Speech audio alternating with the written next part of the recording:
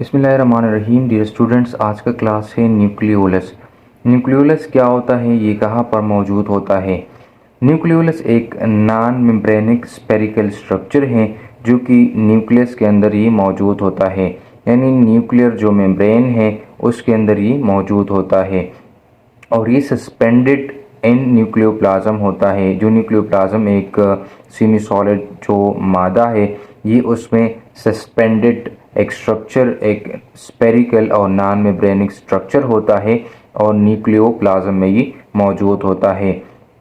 उसके स्ट्रक्चर और लोकेशन की अगर हम बात करें तो ये प्रेजेंट करता है यूकैरियोटिक सेल के अंदर। यूकैरियोटिक सेल कौन कौन सी हैं, तो प्लांट्स हैं और एनिमल्स हैं। एनिमल्स और प्लांट सेल में हमें न्यूक्लियोलस देखने को मिलता है।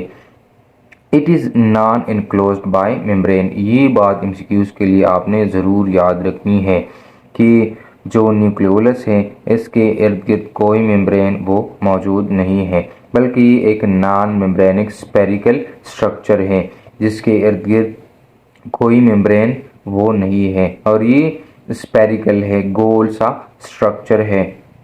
Present in distinct region of the nucleus, और ये न्यूक्लियस में एक ख़ास रीजन में मौजूद होता है, एक ख़ास लोकेलिटी में मौजूद होता है। बिल्कुल न्यूक्लियस के उसके सेंटर में ये मोस्टली पाया जाता है। अब ईच सेल डिपेंड करता है कि उसके अंदर कितनी न्यूक्लियाई हो। अगर सेल मेटाबॉलिकली ज़्यादा एक्टिव है और ज़्यादा प्रोटीन की सिंथेसिस करता है तो इसका मतलब ये है कि उसके अंदर बहुत ज़्यादा वो क्या होगी, न्यूक्लियाई होगी। It means that nuclei is directly proportional to the metabolic activity, यानी अगर मेटाबॉलिक एक्टिविटी ज़्यादा होगी, सेल ज़्यादा एक्टिव होगा तो इसका मतलब ये है कि उसके अंदर ज़्यादा न्यूक्लियाई मौजूद होगी। तो अगर ज़्यादा न्यूक्लियाई मौजूद हैं तो आपको पता होगा कि जो आरएनए की सिंथेसिस होती है तो वो मोस्टली न्यूक्लियोलस ही के अंदर होती है और वो ही आरएनए पर आकर हमारे जो प्रोटीन सिंथेसिस हैं इसमें बड़ा इम्पॉर्टेंट रोल अदा करते हैं। तो अगर न्यूक्लियाई ज़्यादा है तो इसका मतलब है कि वहाँ पर आरएनए की सिंथेसिस ज़्यादा होगी, और अगर आरएनए की सिंथेसिस ज़्यादा होगी तो it means that it directly boost the synthesis of protein. तो किस चीज़ पर डिपेंडेंट है, ये मेटाबॉलिक एक्टिविटी पर ये डिपेंड करता है। Nucleolus disappear during late prophase of mitosis and meiosis. जो न्यूक्लियोलस हैं वो डिसअपेयर हो जाता है कौन से स्टेज में, late prophase of mitosis and meiosis. ये बात ज़रूर आपने याद रखनी है, एमसीक्यूज़ पॉइंट ऑफ व्यू के लिए बहुत इम्पॉर्टेंट है। न्यूक्लियोलस वो डिसअपेयर हो जाता है, वो उसकी वजूद जो है वो ख़त्म हो जाती है late prophase of mitosis and meiosis. जब सेल डिवाइड हो रहा होता है तो उसके जो स्टेज हैं, जो एक स्टेज है जिसको प्रोपेज कहा जाता है, तो इस प्रोपेज के दौरान जो माइटोसिस है और मियोसिस है इसमें न्यूक्लियोलस डिसअपेयर हो जाता है। और फिर जब टीलोपेज स्टेज आता है सेल डिवीजन की तो इसमें ये न्यूक्लियोलस रीअपेयर हो जाता है। तो बात जो है मैंने यही बात की कि late prophase of mitosis and meiosis में न्यूक्लियोलस डिसअपेयर हो जाता है और रीअपेयर वो टीलोपेज है एक स्टेज है उसमें ये रीअपेयर हो जाता है।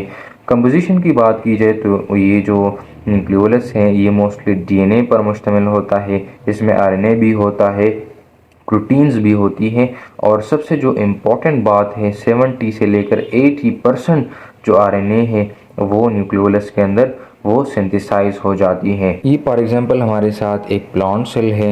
ये प्लांट सेल का सबसे जो आउटर मोस्ट लेयर है उसको सेल वाल कहा जाता है।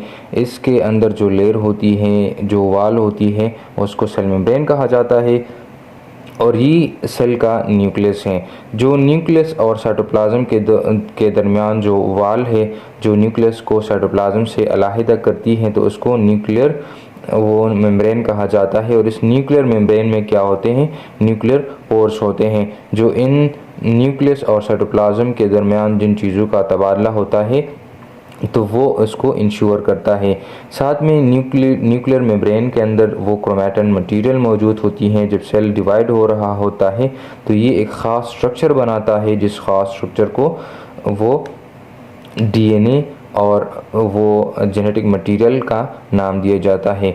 इसके साथ इसके अंदर जो साइटोप्लाज्म होता है उसको न्यूक्लियोप्लाज्म कहा जाता है और ये न्यूक्लियर मेम्ब्रेन है, ठीक है।